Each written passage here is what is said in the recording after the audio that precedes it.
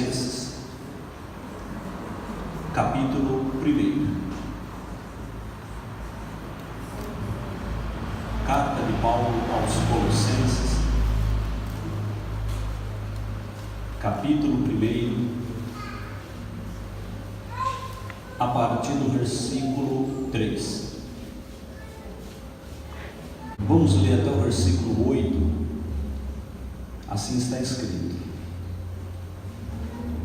damos sempre graças a Deus, Pai de nosso Senhor Jesus Cristo, quando oramos por vós, desde que ouvimos da vossa fé em Cristo Jesus e do amor que tendes para com todos os santos, por causa da esperança que vos está preservada nos céus, da qual antes ouvistes pela palavra da verdade do Evangelho, que chegou até vós, como também em todo o mundo está produzindo fruto e crescendo, tal acontece entre vós, desde o dia em que ouvistes e entendestes a graça de Deus na verdade, segundo fostes instruídos por Epáfras, nosso amado conservo, e quanto a vós outros, fiel ministro de Cristo, o qual também nos relatou do vosso amor no Espírito. Amém. Eu quero falar nesta noite, meus irmãos, da esperança que é promovida pelo Evangelho.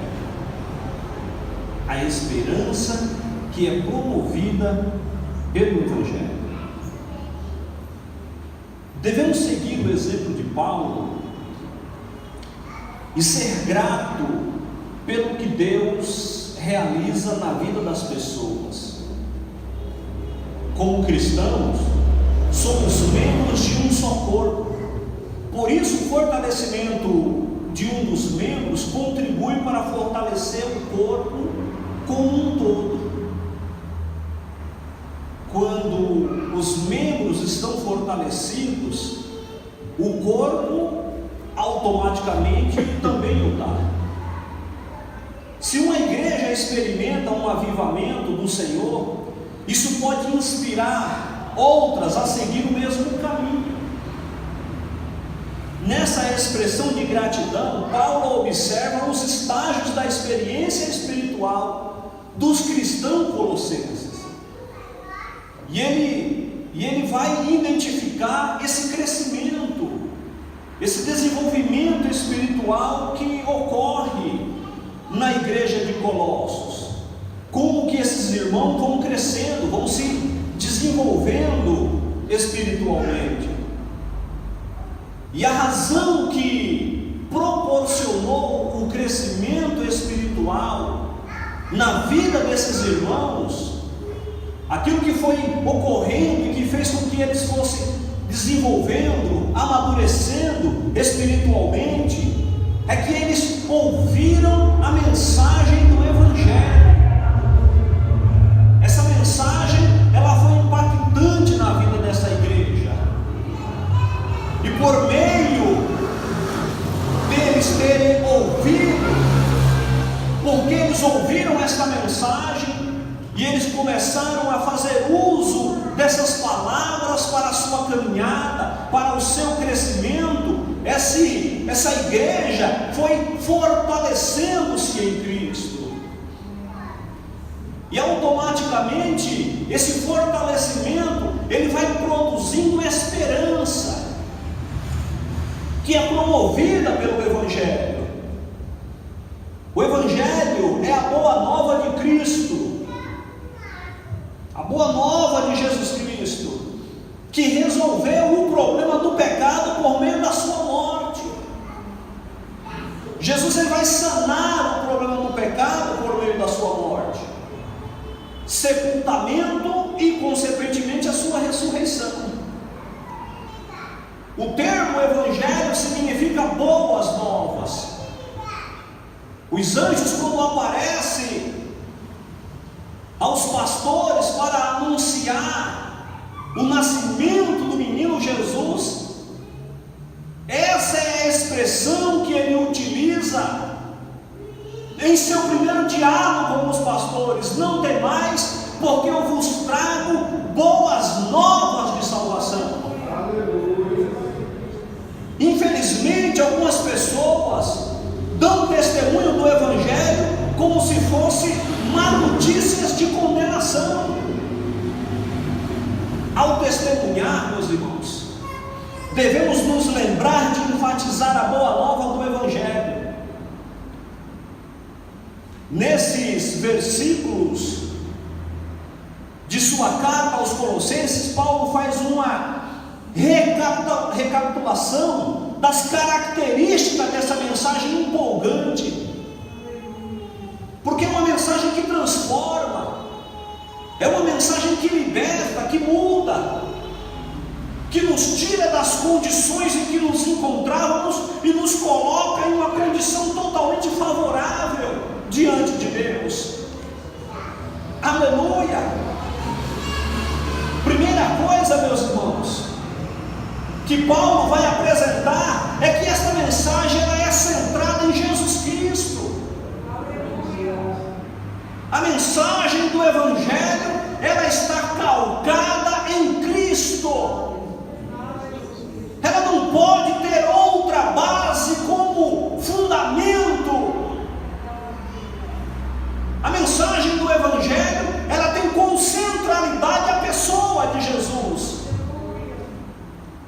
Muito embora temos visto pregações e mensagens em que Cristo não tem sido a centralidade da preocupação e da adoração da igreja, mas não é assim que tanto os apóstolos em seus evangelhos como os seus discípulos nas cartas vai nos orientar.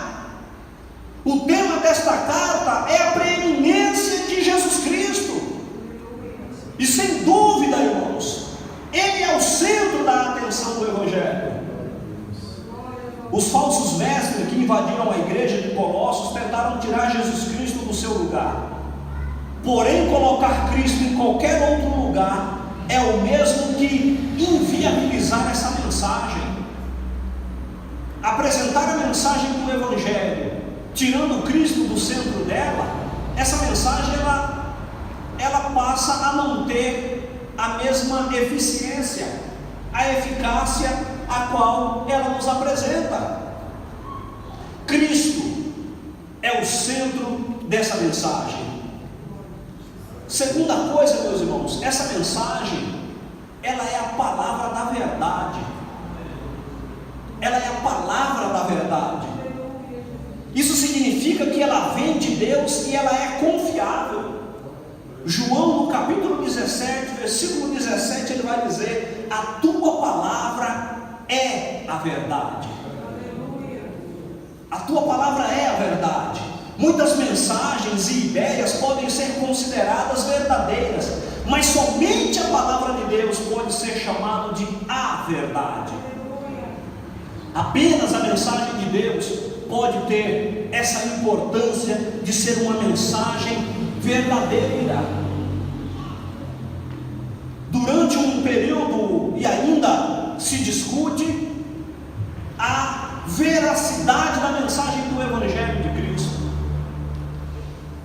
A mensagem, ela, em alguns ambientes, ela tem sido relativizada.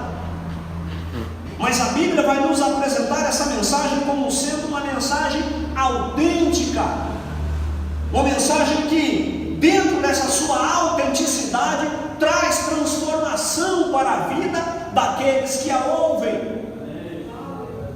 Outra coisa, meus irmãos, essa é a mensagem da graça de Deus. É comum fazer confusão entre duas palavras do vocabulário cristão: graça e misericórdia. Deus, em sua graça, nos dá o que não merecemos, e em sua misericórdia deixa de nos dar aquilo que merecemos. E essa mensagem ela vem com esse objetivo de apresentar a graça de Deus, porque Jesus ele nos por meio dessa mensagem, aquilo que nós não merecemos. A graça é o favor de Deus, demonstrado a pecadores indignos. O Evangelho é boa nova por causa da graça. Deus está disposto e é capaz de salvar todos os que creem em Jesus Cristo. Todos os que creem em Jesus Cristo. E é isso que Paulo apresenta, porque no versículo 6, Paulo ele vai dizer que essa mensagem chegou até vós, como também em todo mundo. Essa mensagem é ofertada a todos, indistintamente, de maneira voluntária, graciosa. Essa mensagem está sendo ofertada para todos, a mensagem da graça de Deus. Essa mensagem é ofertada de maneira voluntária. Paulo diz que o Evangelho dá frutos em todo o mundo. A palavra de Deus é a única semente que pode ser plantada em qualquer lugar e dar fruto. O Evangelho pode ser pregado a toda criatura. Bendito seja o nome santo do Senhor. Então, o primeiro passo do crescimento da igreja em Colossos é que eles ouviram a mensagem do Evangelho. O segundo passo, meus irmãos, dentro desse processo, é que eles creram em Jesus Cristo. Eles ouviram essa mensagem e mais adiante eles vão crer em Jesus Cristo. É possível ouvir, meus irmãos, e não crer. Apesar de a palavra de Deus ter o poder de gerar fé nos que ouvem, como diz Romanos 10, 17, que a fé vem pelo ouvir a palavra de Deus. Milhões de pessoas ouviram as boas novas da salvação e no entanto não creram. Mas os que creem em Jesus Cristo recebem de Deus a dádiva da vida eterna. Eles creram nessa mensagem. Veja que o versículo 4 nos diz: desde que ouvimos da vossa fé em Cristo Jesus e do amor que tende para com todos os santos. Eles creram na mensagem que foi pregada. Eles acreditaram que essa mensagem era verdadeira, que essa mensagem era a mensagem de um Deus verdadeiro, que viria para ofertar aquilo que até então eles não poderiam obter. Bendito seja o seu santo nome. Verificamos, meus irmãos, que o trabalho realizado pelo pastor daquela igreja, que Paulo vai fazer menção, Epáfras, foi muito eficiente. Paulo elogia aquilo que foi feito naquele local. E ele diz: segundo foste instruído por Epáfras, nosso amado conservo, e quanto a vós outro, fiel ministro de Cristo. Um trabalho muito bem realizado. A pregação estava sendo destinada de maneira equilibrada, fazendo com que os novos convertidos não apenas se rendessem a Cristo, mas também fossem alicerçados nele. É muito importante que nesse primeiro contato com a mensagem de Cristo, nós íamos ser impactados por ela. Mas mais importante ainda é que essa mensagem não tenha um impacto apenas inicial, mas que essa mensagem também seja suficiente para nos edificarmos em Cristo Jesus de maneira sólida, de forma que nós venhamos estar seguros daquilo que o Senhor Ele tem nos prometido por meio da mensagem que está estabelecido na sua palavra. E quais são os resultados desse trabalho? Quais são os resultados? A igreja ela ouve a mensagem, eles creram, vida. E num terceiro passo, tornaram-se fiéis em Cristo Jesus. Fiéis em Cristo Jesus. Jesus nos chamou, amados, para ser fiel. Jesus não nos chamou para ser feliz. Jesus não nos chamou para que venhamos desfrutar das melhores coisas aqui na terra. Jesus não nos chamou para que vivêssemos momentos abundantes terrenos. Jesus nos chamou para ser fiéis, independente de qualquer coisa. Pois eu não creio, irmãos, que Jesus estava feliz ali na cruz. Ele não estava feliz, mas ele foi fiel. Ele foi fiel, meus amados. E a Bíblia diz que a sua fidelidade foi tal que ele foi até o Calvário. Ele foi até o Calvário. E por muito menos, meus irmãos, incomparavelmente menos, há muitos cristãos deixando esta fidelidade a Cristo Jesus. Deixam de ser fiéis ao Senhor, por coisas mínimas, por coisas pequenas. Essa fidelidade, ela é deixada de lado. E a razão da alegria de Paulo, do seu contentamento, é que ele tinha observado, conforme os testemunhos que havia chegado até a ele, que a igreja de Colossos era uma igreja de irmãos fiéis ao Senhor Jesus. Fiéis ao Senhor. Aleluia. A palavra de Deus é uma semente, meus irmãos, o que significa que tem vida. Aleluia. O autor da carta aos Hebreus, no capítulo 4, no versículo 12, vai dizer que ela é viva e eficaz. Quando é plantada no coração, pode produzir muitos frutos. Fiéis ao Senhor. Quando a palavra de Deus é plantada e cultivada, produz frutos. A fé, a esperança e o amor são algumas das primícias da colheita espiritual. Essas virtudes espirituais fazem parte dos sinais de que uma pessoa verdadeiramente nasceu de novo.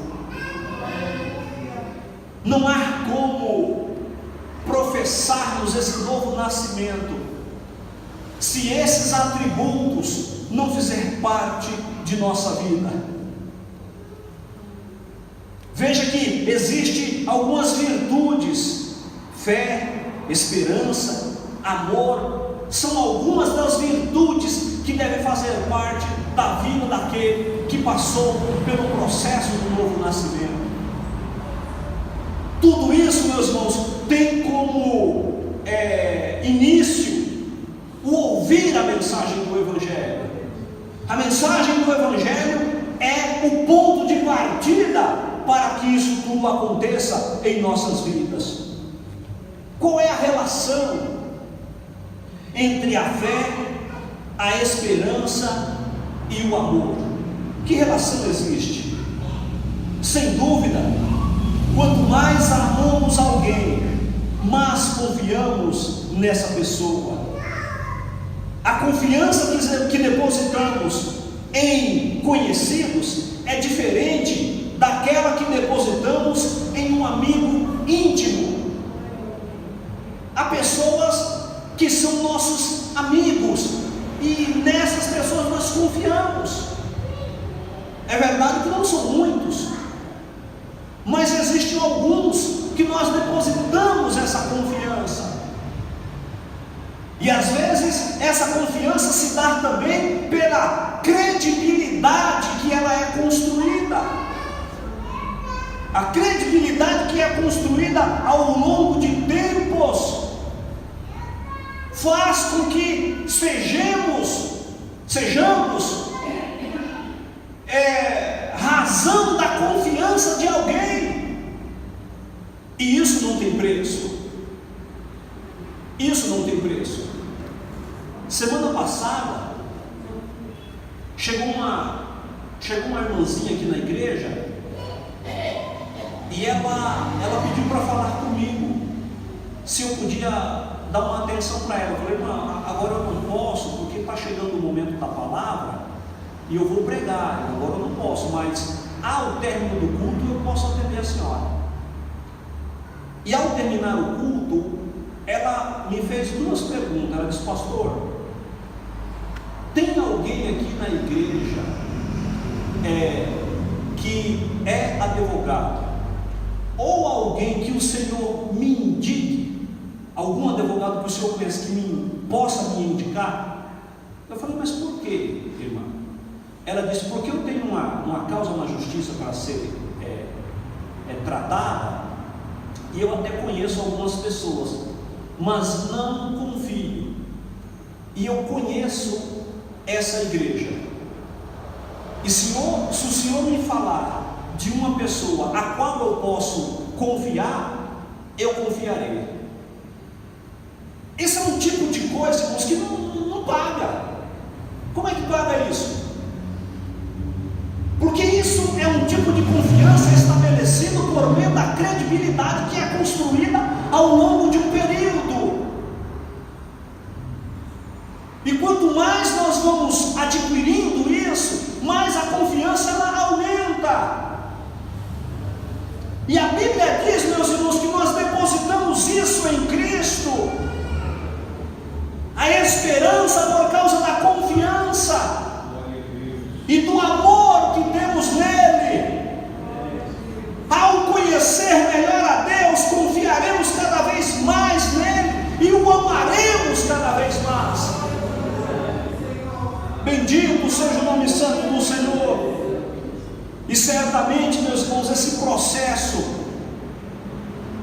de ouvir, de crer e de ser fiel é algo que precisa fazer parte da vida de todos os cristãos. Eles ouviram, eles creram, e em terceiro lugar, eles se tornaram fiéis ao Senhor. Bendito seja o seu santo nome. E é para essa fidelidade que a palavra do Senhor, ela nos chama a atenção. Fiéis ao Senhor.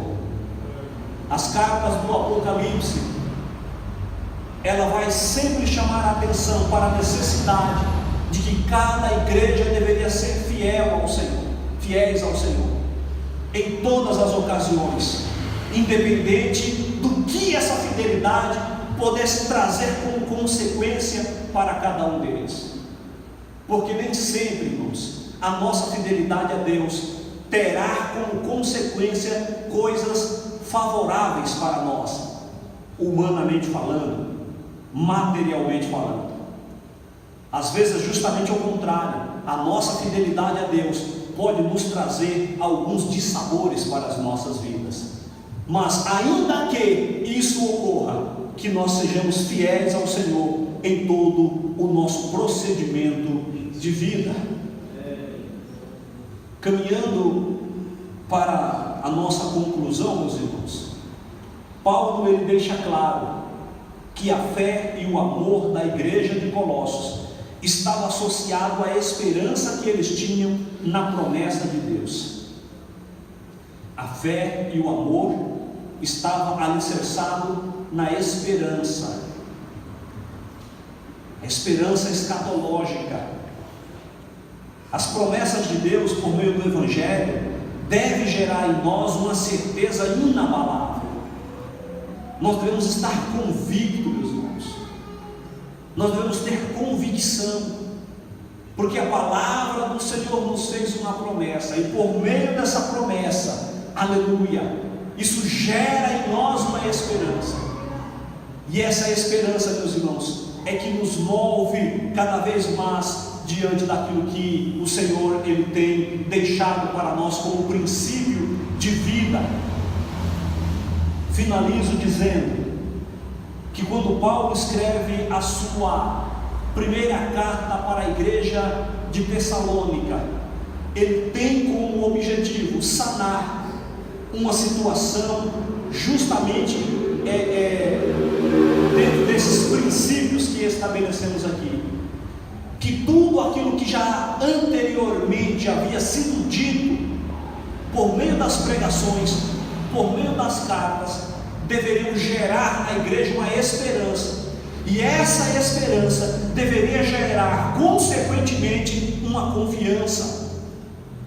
E Paulo vai dizer nessa sua primeira carta aos Tessalonicenses, capítulo 4, versículo 13, para finalizarmos: não queremos, porém, irmãos, que sejais ignorantes com respeito aos que dormem, para que não vos entristecerdes como os demais que não têm esperança.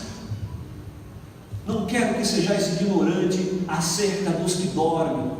Não é os que dormem à noite e acordam no outro dia, não, é os que morreram, Paulo está dizendo. Não quero que vocês sejam ignorantes com relação a essas pessoas, como os demais que não têm esperança. Ou seja, aquilo que nós já dissemos a vocês deve gerar uma esperança futura com relação à promessa. E é isso que Paulo diz na sequência da sua carta, quando ele diz que nós em algum momento seremos arrebatados para nos encontrar com o Senhor nos ares. Bendito seja o seu santo nome. Glória a Deus, meus irmãos. Bendito seja o Senhor por tudo quanto Ele tem nos prometido por meio de sua palavra.